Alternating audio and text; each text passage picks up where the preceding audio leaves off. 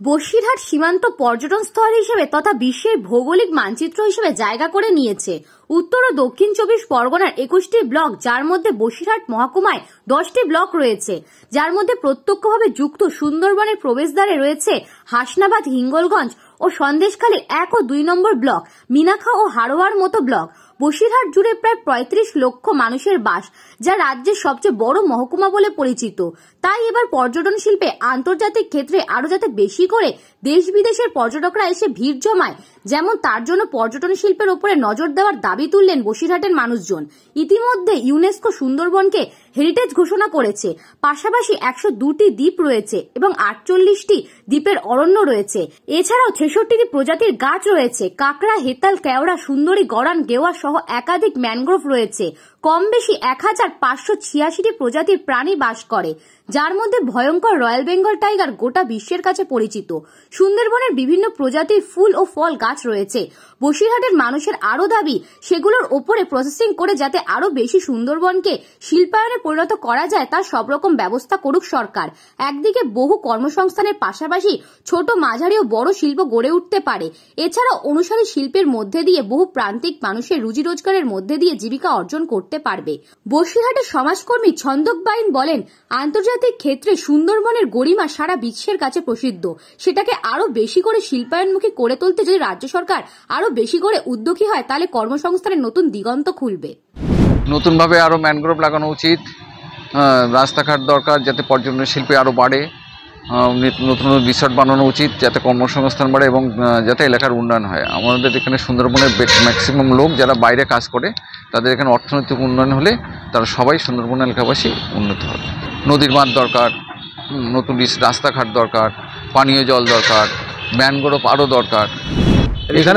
এখানে পর্যটন কেন্দ্র করতে গেলে আগে তো পর্যটন কেন্দ্র করতে গেলে রাস্তাঘাটের প্রয়োজন আছে বেশি করে, গুরুত্বপূর্ণ এটা। এবার ম্যানগ্রোভ লাগিয়ে সুন্দরবনের যে পরিবেশটাকে সুন্দর করে তুলতে হবে। সরকার তো অনেক সুযোগ সুবিধা দিয়েছে, আরও যদি আমাদের সরকার, মুখ্যমন্ত্রী যদি সুযোগ সুবিধা দেয়, তাহলে আমাদের খুবই উপকৃত হবে। এখানে কর্মসংস্থান, মানুষ তো খাটাখাটির উপরে নির্ভর।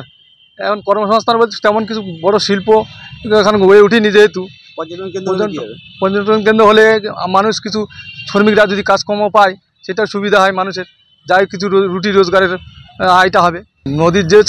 নদীর সাইডগুলোকে অন্তত ভালো করে সুন্দরী গাছ লাগানো এবং নদীর সাইডটাকে তাকে খুব সুরক্ষা রাখা যায়, কাজকর্ম করে টিচিং করা যায়, সেগুলোর দিকে যদি লক্ষ্য রাখে সরকার, আমার তো মনে হয় ভালো হয়। এগুলো আর নষ্ট যাতে নদীর বাঁধ আর না ভাঙে। বসিরহাট সুন্দরবন, সুন্দরবন বসিরহাট, সাগর মোহনায় অসংখ্য দ্বীপ নিয়ে গড়ে উঠেছে বসিরহাটের এক অংশ। আমরা গর্বিত এই সুন্দরবন নিয়ে। সারা বিশ্বের এত দ্বীপ আর কোথায় আছে? তবু এই বসিরহাট পর্যটনের আওতায় আসেনি।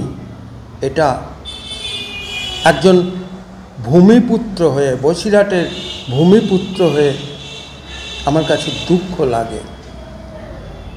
আকাশ থেকে যখন ঘুরতে ঘুরতে এই মোহনায় বনভূমিকে দেখা যায়, অসংখ্য দ্বীপগুলোকে দেখা যায়, তখন সারা বিশ্বের মানচিত্র ছবি দেখতে দেখতে মনে হয় আমার বসিরহাটের এই অংশই তো সারা বিশ্বের মধ্যে প্রথম হওয়া উচিত। তবে কেন এই বসিরহাট, এই সাগরের মোহনা আজও মানুষের চোখে ধরা পড়ল না? সুন্দরবন শুধু সুন্দর নয়, সুন্দরীও। কারণ এখানে বনজ সম্পদ যেমন প্রচুর, তেমনি অসংখ্য খাঁড়ি, অসংখ্য দ্বীপের মাঝে যে জলাভূমি সংলগ্ন দৃশ্য, সেই দৃশ্য কিন্তু অতি মনোরম। তাই সকলের কাছে আমাদের অনুরোধ, আমরা যারা এই বনভূমির বিভিন্ন দিকে গিয়ে খবর করি,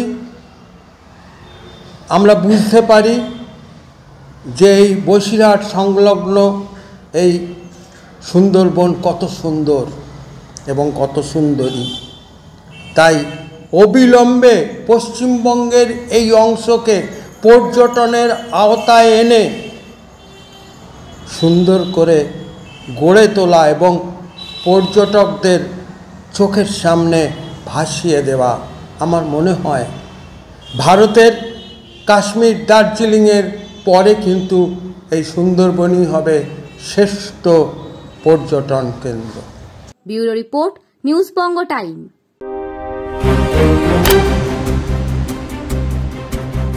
फास्ट मूविंग वर्ल्ड में वही आगे है जिसके पास है स्पीड, जैसे मेघबाला ब्रॉडबैंड। सही स्पीड सही पहचान। सो अगर कांस्टेंट फास्ट स्पीड चाहिए तो ले आइए मेघबाला ब्रॉडबैंड। আস্থা পলিক্লিনিক ও ডায়াগনস্টিক সেন্টার, এক ছাদের তলায় বিশিষ্ট চিকিৎসকদের চিকিৎসা পরিষেবা পেতে আজই আসুন আস্থা পলিক্লিনিক ও ডায়াগনস্টিক সেন্টারে। এখানে সব রকম রক্ত, মল, মূত্র ও কফ পরীক্ষা এবং ECG, easy, EMG, NCD, PFT 24 ঘন্টা হল্টার মনিটরিং ও ফিজিওথেরাপি অতি সুলভে করা হয়।